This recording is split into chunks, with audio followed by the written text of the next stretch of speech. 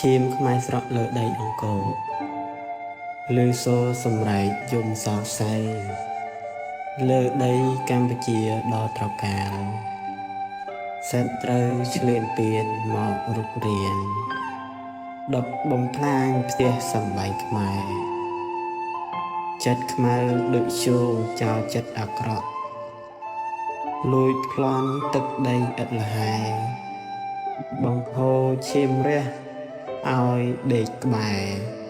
កប់ក្នុងភក់ច្រំទឹកផ្ដេកហូរ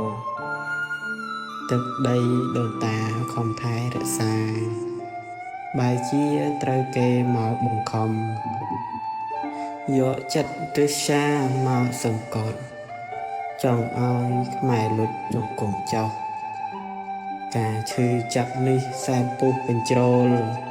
ទោះស្លាប់ក៏មិនរត់បោះបង់ចិត្តស្មោះស្នេហ៍ជាតិឧត្តម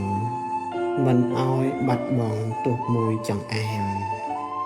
អោប្រលើងដូនតាក្នុងប្រវត្តិសូមជួយសង្គ្រោះដល់កូនចៅកុំចាត់សត្រូវចិត្តដាច់ខ្នង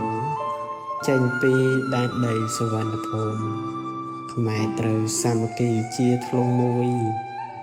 ការពារមេត្តាភូមិឲ្យរឹងមាំមិនឲ្យចោលឆ្លៀតពៀនមកបំពេញចន់ឆ្លីគេឈ្មោះខ្មែរឡើយ